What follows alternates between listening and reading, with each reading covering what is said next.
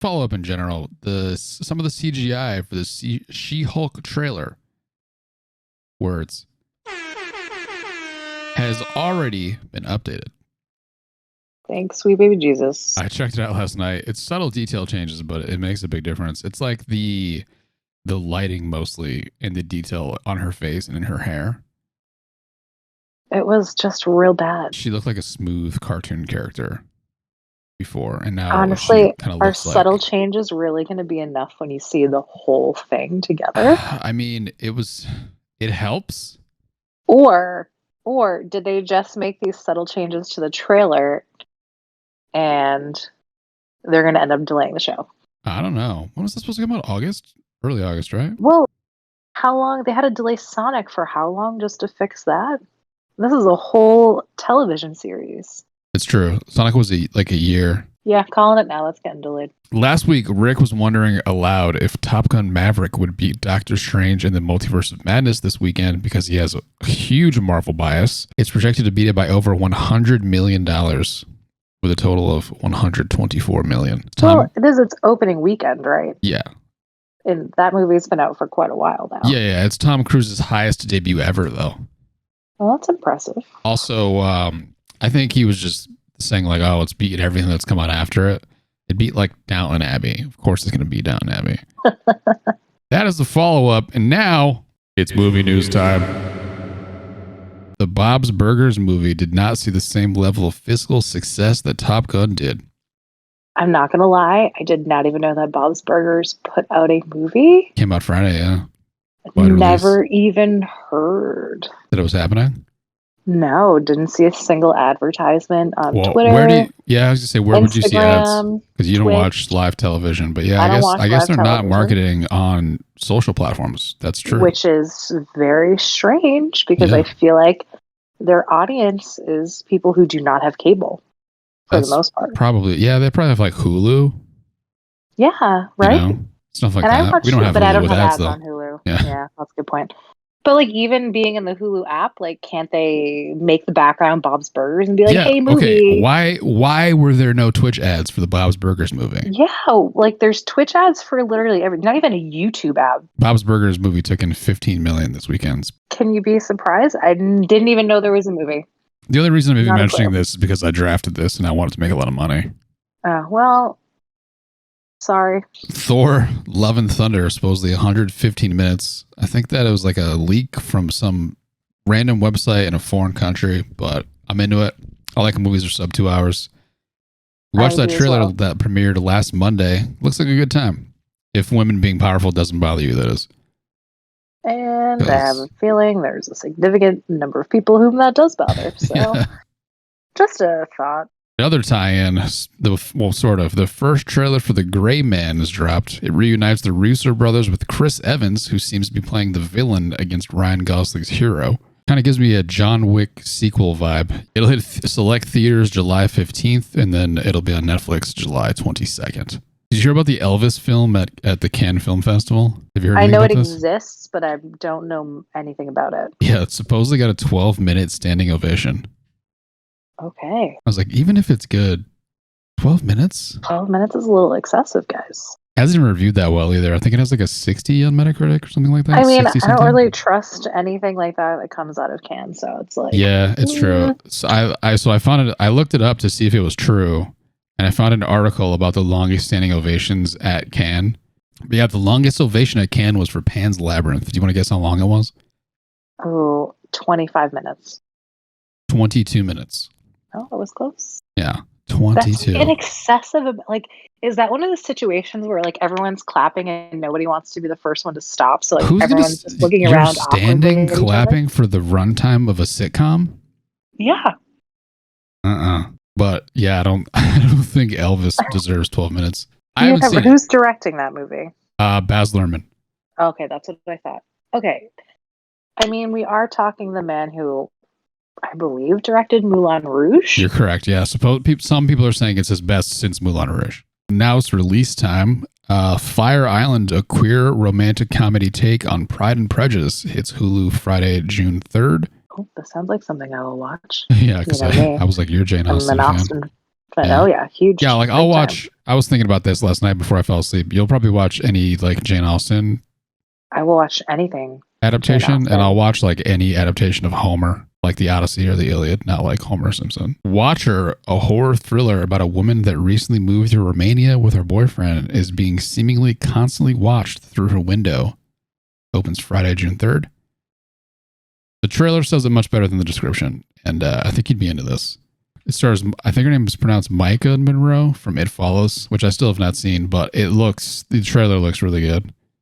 I like horror. I don't like gory horror. No, it's like, But I think it's more I like, enjoy like psychological thriller yeah, horror. that's kind of what this seems like. That's what it sounds like. And then Crimes of the Future, which here goes with the gore, the latest Cronenberg movie about a man played by Viggo Mortensen that has a syndrome that makes him grow new and unexpected organs that he then has removed alive for theater. Sounds pretty fucked up, but Cronenberg is a body horror guy, and that comes out. I looked this up afterward, and it says it comes out more than just New York City, LA, the 10th, but it opens in a theater near us this Friday, June 3rd. The cast looks good, though. It's TV news time. Horizon, God of War, and Gran Turismo are supposedly being developed into TV shows. Horizon at Netflix, God of War at Amazon, and no network for Gran Turismo yet. But if I had to guess, it'd be Vroom Vroom TV. I understand God of War, and I definitely understand Horizon. Yeah. I do not understand. Like, okay, I've never played a Gran Turismo game in my life. Is there is there a story component? Is there like there's like a career mode, but I don't think from the ones I remember, there was no story. Maybe there is now, but even still, do you want to watch a series about a race car driver?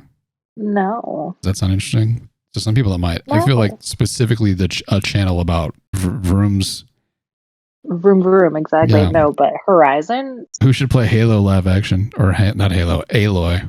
I don't know. I think. What's her face? Kit Harington's wife, Rose Leslie?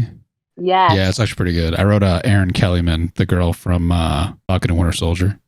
She would be great. After I wrote this, I saw that Sony wants to make a Gran Turismo movie, and I can't believe that they would want to make a movie and a show. So, movie kind of makes more sense, but even still, right?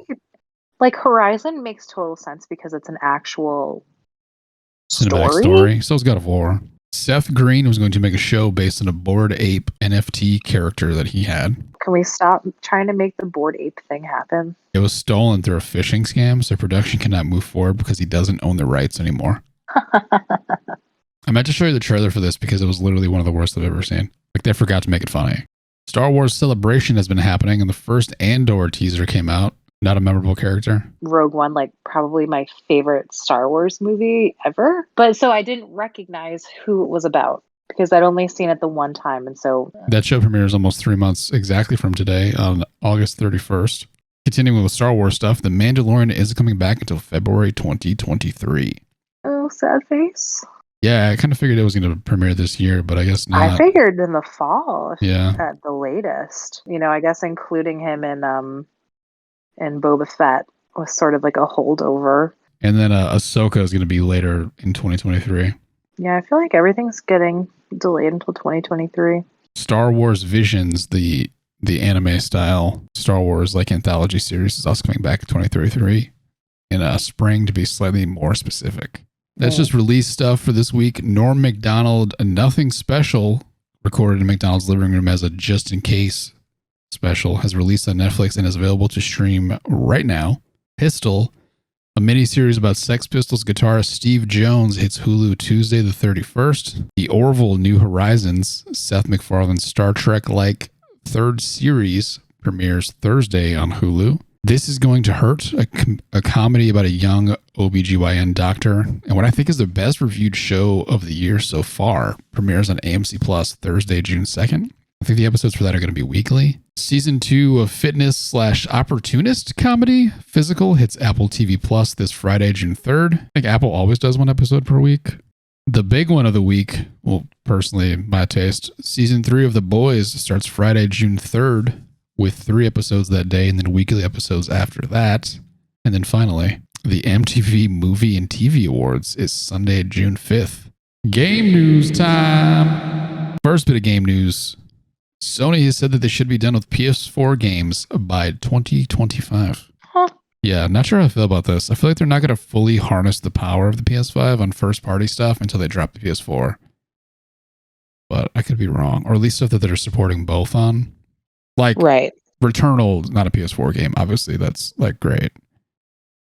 A lot of other stuff, too. Like, on PS5, it looks really cool. But some things, it's just like, could this have been better if it was made specifically for PS5? Like the draw distance on Horizon Forbidden West.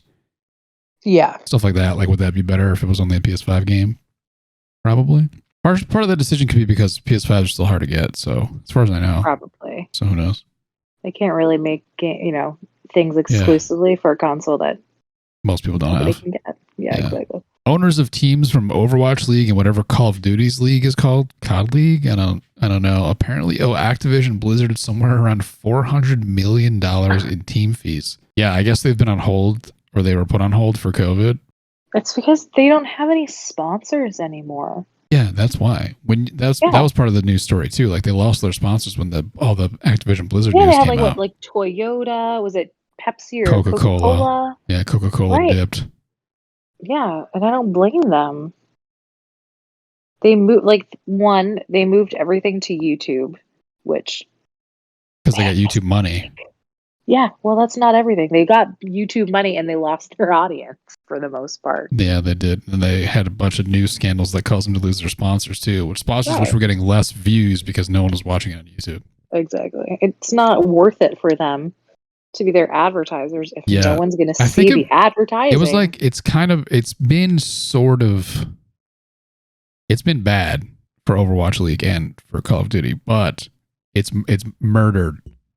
I think the only other game that they do, which is Hearthstone, it murdered the esports audience for Hearthstone entirely. Another part of Star Wars Celebration, Star Wars Jedi Survivor, the sequel to Fallen Order, was announced and is scheduled to come out in 2023. Then it's just released stuff and stuff missed from previous weeks. Card Shark, a card-playing adventure game set in 18th century France, comes out Thursday the 2nd. Also coming out June 2nd. The big fish of the week. We were just talking shit about Blizzard, Diablo Mortal, which Blizzard has said is its biggest Diablo game ever. And the pre-download for the PC install size agrees with that, because that's nearly twice the size of Diablo 3. But it's a mobile game. Why is it so big? It's mobile / PC. I thought that it was supposed to be it was going to be mobile game only. That you could play on PC. No, that's why. Okay, so when it releases Thursday, it's going to be full release mobile, like it's 1.0, but the PC is going to be considered a beta. I thought it was like Diablo 3 Lite for your phone. I think it's Diablo 3.5, more so than anything. Really? Yes. I'm legitimately excited for this. I'm okay now. I'm more clear my calendar for the weekend. No, there's too many things. Games missed. Kepler, it's a survival crafting RPG that's been compared to Stardew Valley and Terraria with the art style of RimWorld. And then Obsidian Prince, a turn-based tactical roguelike / light dungeon crawler, because it's turn-based, with what looks like a card-based choice system. That sounds like a you thing and not a me thing. Came out recently. That's it for the news.